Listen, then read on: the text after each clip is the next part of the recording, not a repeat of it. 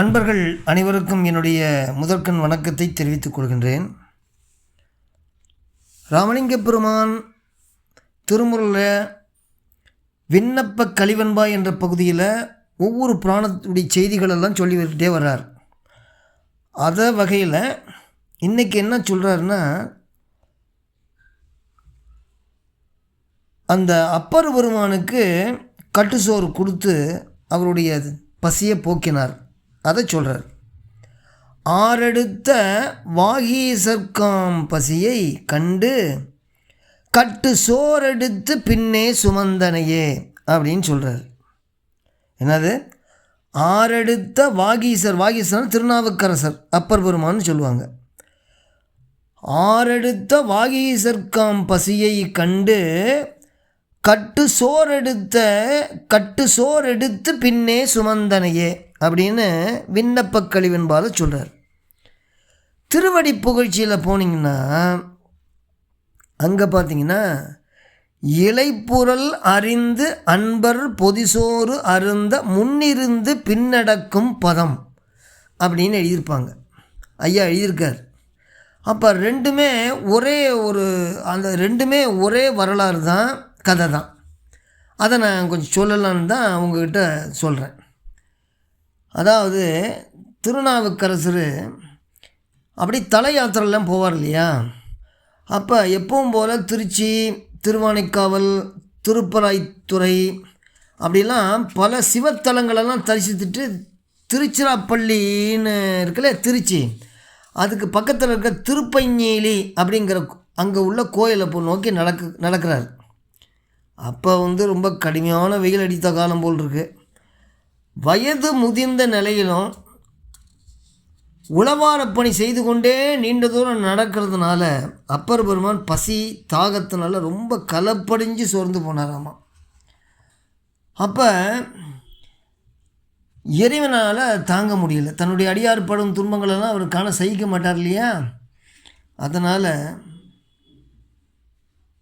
தன்னுடைய அடியவருடைய பசியையும் கலப்பையும் கண்ட அந்த பரம்பொருள் அவருக்கு அருளை நினச்சி உதவி பண்ண வந்தார்.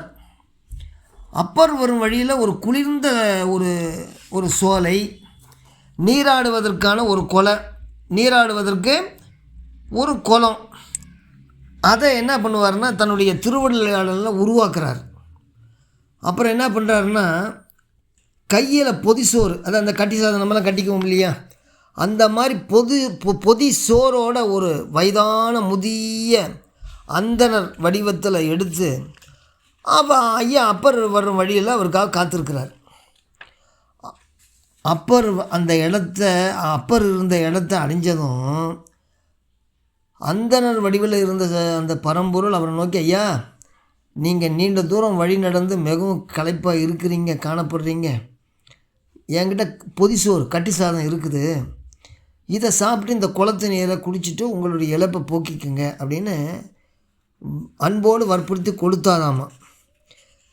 இறைவனுடைய திருவருளால் அப்புறம் அந்த உணவை வாங்கி சாப்பிட்டு குளத்து நீரை குடித்து தன் பசியையும் தாகத்தையும் போக்கிக்கிறார். பசியாறின பின்ன அந்த அந்தனர் அந்த அப்பர்கிட்ட கேட்குறாங்க, நீங்கள் எங்கே போகிறீங்க அப்படின்னு கேட்க, அப்பர் பெருமான் நான் திருப்பஞ்சேலின்னு இருக்குது திருச்சி பக்கம், நான் திருப்பஞ்சேலி நாதரன் தரிசிக்க போகிறேன் அப்படிங்கிறார். அதுக்கு அந்தனர், நானும் அங்கே தான் போகிறேன், வாங்க 2 பேரும் சேர்ந்து போகலாம் அப்படின்னு சொல்லி போகிறாங்க. அப்போ திருப்பஞ்சேலி ஆலயத்தோட 2வது கோபுர வாசலில் வந்தவுடனே அந்த அந்தனர் திடீர்னு மாயமாக மறைஞ்சு போகிறார். அப்போ தான் தெரியுது, தனக்கு வழித்துணையாக பசு போக்கியது வேறு யாரும் இல்லை, அந்த பரம்பொருள் பெருமானே அப்படின்னு அப்பர் உணர்ந்து உடனே உருகி அழுது இறைவனுடைய பேரருளை வியந்து அங்கே ஒரு பதிகம் பாட்டு பாடுறார். அதுதான் இப்போ கூட பார்த்திங்கன்னா அந்த 2வது கோபுர வாசலுக்கு இடதுபுறம் சோற்றுடை ஈஸ்வரங்கிற ஒரு தனி சந்நிதி கூட இருக்குங்கிறாங்க. இந்த தலத்தில் என்ன பண்ணுவாங்கன்னா, ஆண்டுதோறும் சித்திரை மாதம் இந்த அவிட்ட நட்சத்திரம் அன்னைக்கு இறைவன் உணவளிக்கும் திருக்கட்டமுது விழா அப்படின்னு கூட விவசாயியை கொண்டாடுவாங்க. இப்போ இன்னை வரைக்கும் இதுதான் கதை.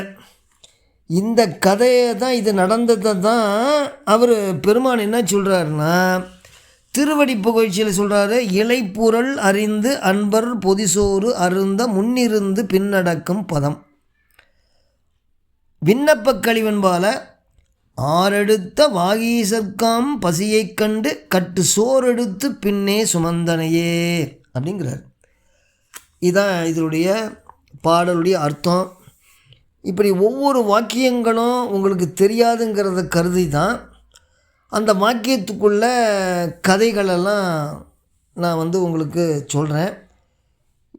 இது விருப்பமாக உங்களுக்கு விருப்பம் இல்லையாங்கிறதில்ல. ஏன்னா ராமலிங்க பெருமான் சொன்னதை அப்படியே நான் ரிப்பீட் பண்ணுறேன், அவ்வளோதானே தவிர மற்றபடி நான்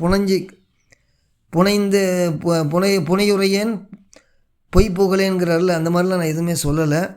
அதனால் இதை கேட்டு தெரிந்து மற்றவர்களுக்கும் சொல்லுங்கள் என்று கூறி நிறைவு செய்கின்றேன். அடுத்த காணொளியில் நம்ம சந்திப்போம். வணக்கம்.